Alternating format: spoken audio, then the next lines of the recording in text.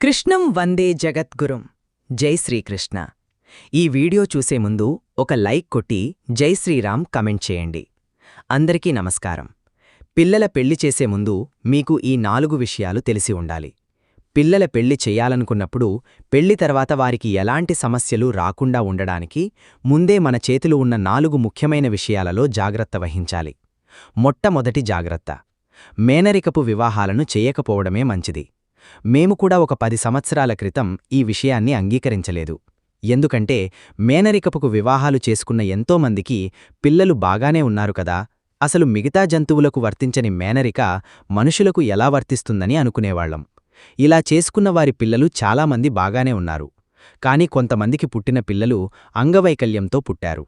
అలాగే కొంతమంది పిల్లలు పెరుగుతున్న క్రమంలో వారిలో అనారోగ్య సమస్యలు బయటపడుతున్నాయి.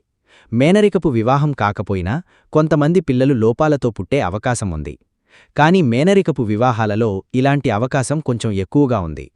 పిల్లలు ఒకవేళ అంగవైకల్యంతో పుడితే ఆ బాధను కన్న తల్లిదండ్రులు జీవితాంతం భరించాల్సి వస్తుంది.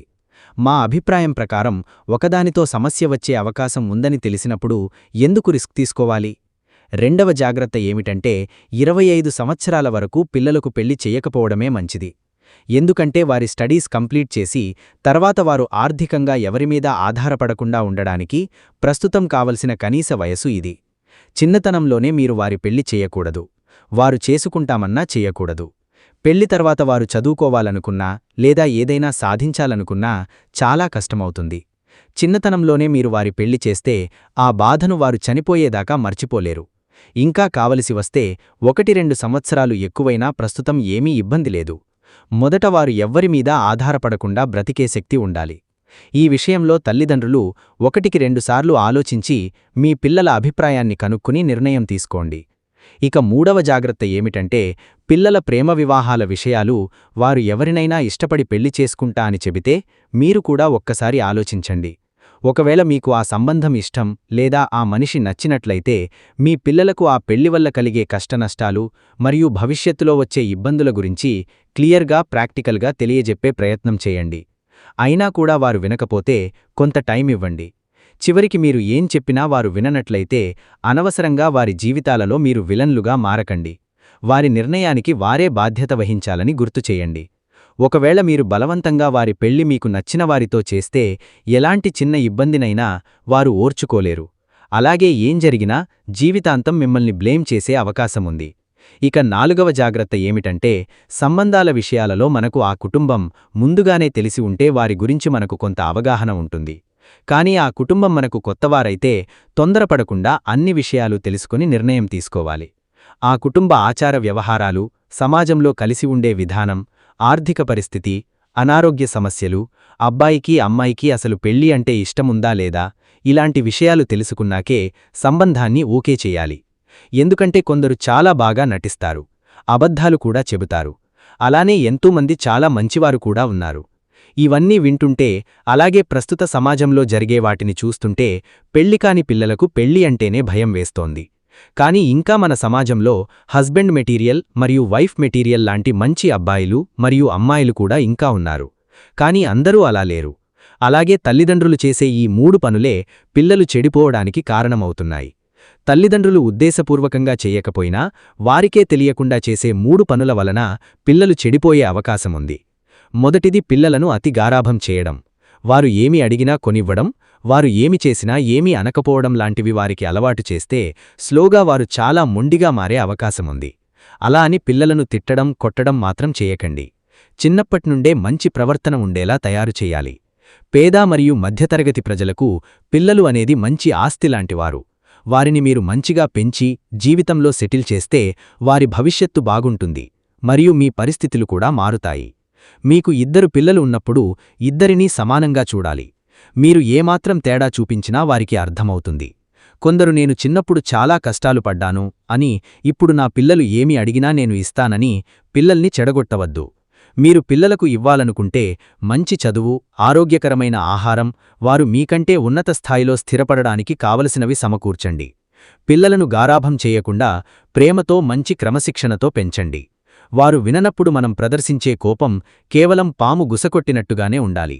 అంతేకాని వారిని చిత్రహింసలకు గురి చెయ్యకూడదు. ఇక రెండవదేమిటంటే తల్లిదండ్రులు పిల్లల ముందు గొడవలు పడడం. ఇది మాత్రం తల్లిదండ్రులు కన్న పిల్లలకు ఇచ్చే అన్ని బాధల కంటే అతిపెద్దది. భార్యాభర్తలకు ఎప్పుడొకసారి గొడవ జరగడం సహజం. అయినాగాని పిల్లలు ఉన్న సందర్భాలలో గొడవ పెద్దది కాకుండా మరియు ఎక్కువసేపు జరగకుండా చూసుకోవాలి. భార్యాభర్తలు ముందుగానే పిల్లల ముందు గొడవ పడద్దనే రూల్ పెట్టుకుని దాన్ని చాలా స్ట్రిక్ట్గా ఫాలో అవ్వాలి. కొన్ని కుటుంబాలలో మాత్రం రోజూ గొడవలు జరుగుతుంటాయి. ఇలాంటి వాతావరణంలో పెరిగే పిల్లలు మానసికంగా చాలా ఇబ్బందికి గురవుతారు. అలాగే చదువు మీద కూడా ఫోకస్ చేయలేరు. ఇలాంటి వాతావరణం ఇంట్లో ఉన్నట్లయితే తండ్రి వల్ల గొడవ జరుగుతుంటే తల్లి లేదా తల్లి వల్ల గొడవ జరుగుతుంటే తండ్రి పిల్లలకు ప్రేమగా మీరు భయపడవద్దు, బాధపడవద్దు, మీరు పెద్దయ్యాక మీకు మంచి జీవితం ఉంటుందని ధైర్యం చెప్పాలి. మీ గొడవలు ఇలా రోజూ జరిగే అవకాశం ఉంటే పిల్లలకు హాస్టల్ గురించి చెప్పి వారు ఉంటానంటేనే కనీసం హాస్టల్లో వేసే ప్రయత్నం చేయండి. తల్లిదండ్రులు గొడవ పడుతుండడం వారు రోజూ గమనిస్తున్నట్లయితే వారు కూడా మిమ్మల్ని అనుకరించే అవకాశముంది. మీరు ఎంత పేదవారైనా కావచ్చు, కాని మీరిద్దరూ మంచిగా ఉంటూ పిల్లలను ప్రేమగా చూసుకుంటే మాత్రం మీ పిల్లలకు చాలా గొప్ప తల్లిదండ్రులు దొరికారని అర్థం. ఇక మూడవ కారణం ఏమిటంటే పిల్లలకు చిన్నప్పటి నుండే తల్లిదండ్రులు జ్ఞానబోధ చేయకపోవడం. పిల్లలను అసలు పట్టించుకోకుండా ఉండకూడదు. వారే తెలుసుకుంటారు, నేర్చుకుంటారని వదిలేయవద్దు. పిల్లలకు చిన్నప్పట్నుండి 21 సంవత్సరాల వయసు వరకు తల్లిదండ్రుల గైడెన్స్ చాలా అవసరం. పిల్లలకు చిన్నప్పట్నుండి డబ్బు యొక్క విలువ, పొదుపు యొక్క విలువ, ఎందుకు అబద్ధాలు చెప్పకూడదు, ఎందుకు మోసాలు చేయకూడదు, ఎందుకు చెడు అలవాట్లు మంచివి కావు, ఎందుకు మంచి ప్రవర్తన ఉండాలి అనే విషయాలు సమయం దొరికినప్పుడల్లా మీ పిల్లలకు చెప్పాలి. మీరు ఈ మధ్యలో చూస్తే ఎంతోమంది పిల్లలు చిన్న వయసులోనే సక్సెస్ అవుతున్నారు. అది వారి గొప్పతనం కంటే వెనుక ఉన్న వారి తల్లిదండ్రుల గొప్పతనం. మరి ముఖ్యంగా తండ్రి పాత్ర చాలా పెద్దదిగా ఉంటుంది. పిల్లలు చదువులో మీరు అనుకున్నంత రాకపోయినా లేదా మీరు అనుకుంటున్నవి సాధించలేకపోయినా పిల్లల్ని నిందించకండి. ప్రస్తుత సమాజంలో ఎన్నో రకాల పనులు ఉన్నాయి. కొన్నింటికి చదువు కూడా అవసరం లేదు. కానీ కష్టపడే తత్వం మరియు మంచి ప్రవర్తన మాత్రం అన్ని పనులకు అవసరం. ఇవి మనం చిన్నప్పట్నుండే మన పిల్లలకు నేర్పించాలి. ఎందుకంటే పెద్దయ్యాక వారు మారడం కొంచెం కష్టమవుతుంది. పెళ్లి అనేది ఒక వేడుక కాదు. అది ఇద్దరి జీవితాలే కాదు, 2 కుటుంబాల మధ్య జీవనబంధం. దానిని ప్రేమగా, జాగ్రత్తగా, బాధ్యతతో ముందుకు తీసుకెళ్లాలి. చూశారు కదా ఈ వీడియోని? ఈ వీడియో గనక నీకు నచ్చినట్లయితే లైక్ చేయండి, షేర్ చేయండి, సబ్స్క్రైబ్ చేసుకోండి. Thank you for watching. సర్వే జన సుఖినో భవంతు.